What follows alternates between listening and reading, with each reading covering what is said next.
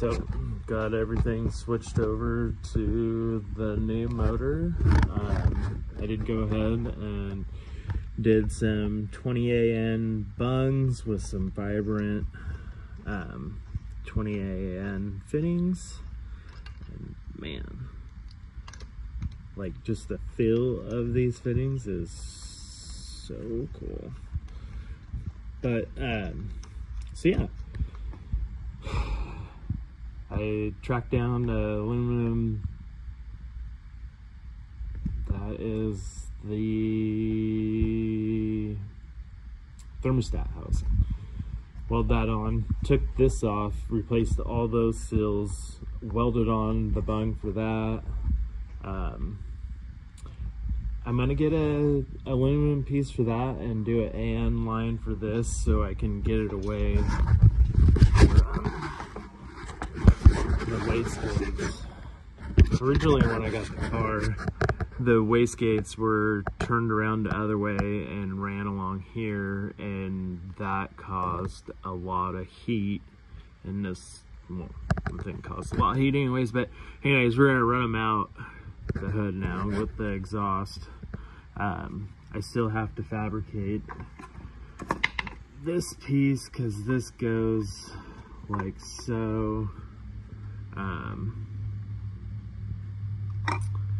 And I gotta get an AN line for that, and then I want to say right there too. Got all the coils on, got it all wired back up. I still have to fix the ground for the injectors. I wasn't able to get a stock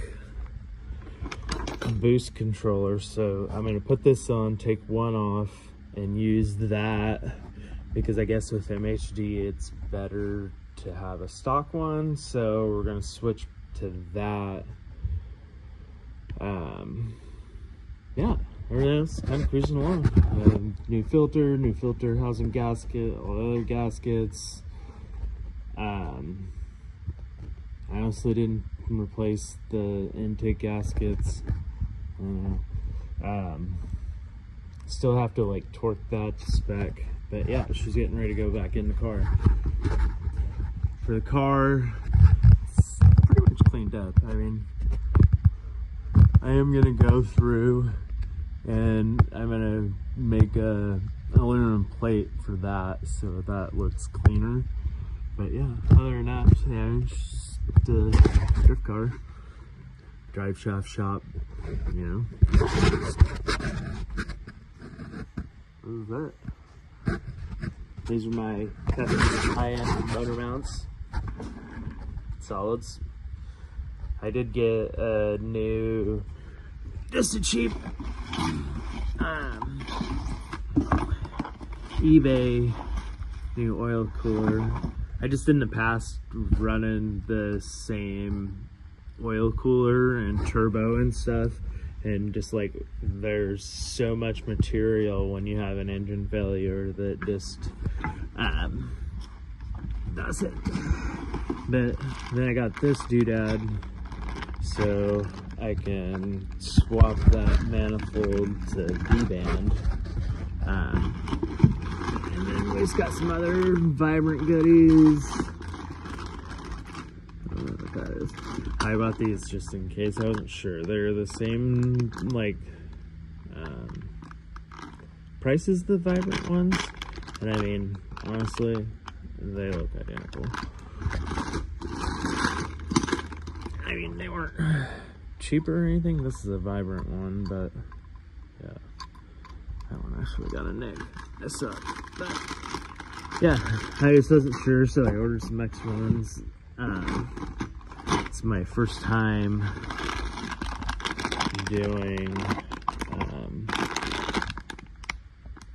AN radiator hose, so pretty cool.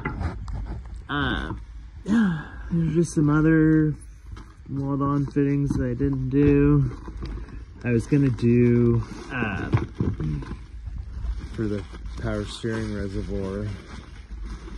I've seen this little unit.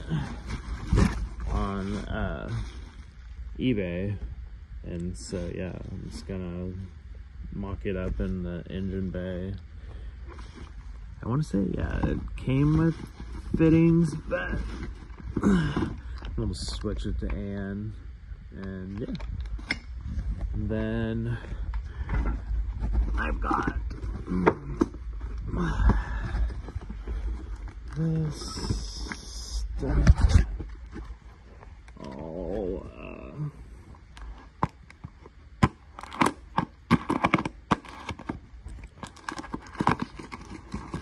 off eBay.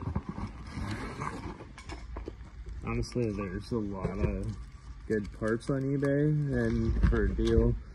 And a lot of times I've noticed with buying aftermarket parts, sometimes off of like a website or through Instagram from like a person that's like fabricates and makes stuff, a lot of times you'll honestly get burnt. The pieces won't fit. It'll take forever. You'll put a down payment and yada yada yada, and it just, yeah. That's why I used to just take my cars and pay people to work on it, but it was just like literally, I mean, just nightmares, because they would rip you off. The car would get pushed back, other people would come in. This literally sat at a shop for like 6 months with the motor out of it. And then I got the motor back, and it like literally ran like crap. Leaked oil everywhere. They didn't clean any of the turbo lines or any oil feed lines out after the motor blew and just put everything back together. It was a nightmare. Basically ruined another motor. Yep. But yeah, other than that, she's just a ripper. I'm gonna try to stuff it in there here in a bit.